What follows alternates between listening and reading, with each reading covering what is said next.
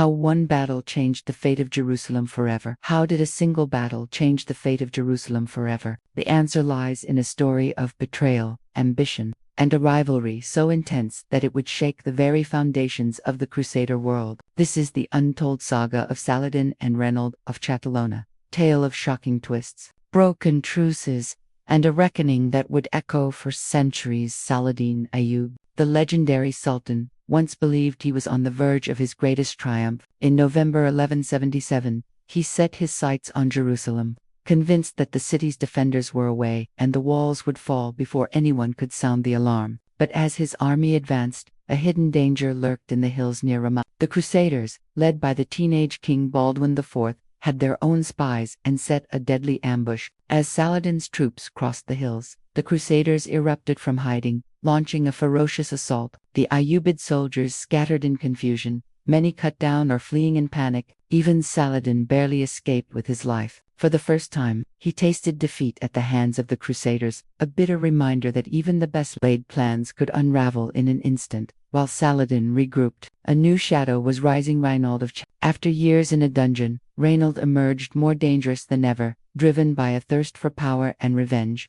Appointed commander of Al-Qarak Castle, he unleashed a reign of terror, breaking truces, robbing caravans, and targeting pilgrims. But Raynald's ambitions didn't stop there. In a move that stunned even his allies, he plotted an assault on Mecca and Madinah, secretly building ships in pieces and hauling them to the Red Sea.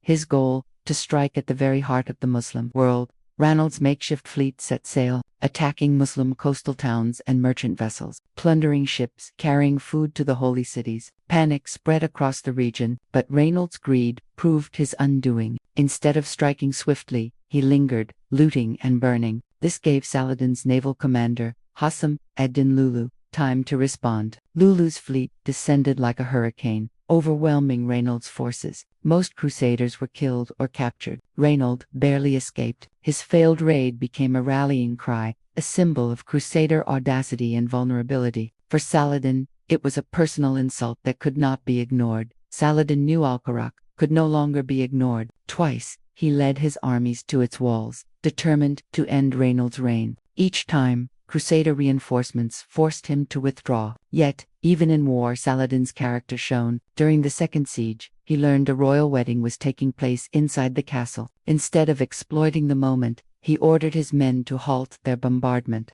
refusing to target the tower where the bride and groom stayed. This act of restraint earned him respect, even among his enemies. But Saladin's mercy had limits. As soon as the wedding ended, the siege resumed until news of another Crusader army forced him to withdraw again. Raynald, emboldened by his narrow escapes, continued his provocations. In 1186, he ambushed a caravan of Muslim pilgrims, taking captives and looting their possessions. Rumors spread that Saladin's own sister was among the prisoners, fueling outrage across the Muslim world. Saladin sent envoys demanding the release of prisoners and stolen goods, but Raynald mocked them, even insulting the Prophet Muhammad. For Saladin, this was personal. He swore Raynald would pay with his life, and began preparing for a campaign not just against Al-Qarak, but the entire Crusader state. Saladin's call to arms echoed across Egypt, Syria, Iraq, and beyond. Armies converged on Damascus.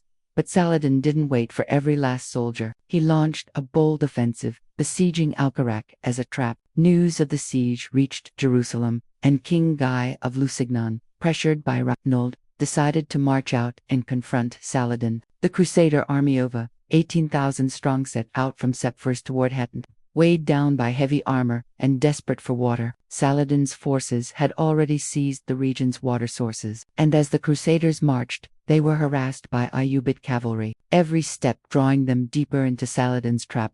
As dawn broke near Hattin, the Crusaders found themselves in a nightmare. Exhausted, parched, and surrounded, they faced relentless attacks. Saladin's cavalry circled their camp all night, shouting war cries and setting fire to the brush, choking the Crusaders with smoke and heat. By morning, the Crusaders were broken. Saladin waited for the sun to rise higher, then unleashed a storm of arrows. The Crusader cavalry tried to rally, but their horses were weak and their men dying of thirst. The infantry, unable to fight, gathered on a hill, begging for water. Saladin's forces surrounded them, cutting off escape. Some tried to reach the Sea of Galilee, but were cut down or forced to surrender. Only a small circle of knights remained, rallying around the true cross for a final stand. Saladin himself rode to the front, urging his men to press the attack. The Bishop of Acre was killed, the true cross seized, and the last resistance faded. King Guy Raynald and the surviving knights surrendered.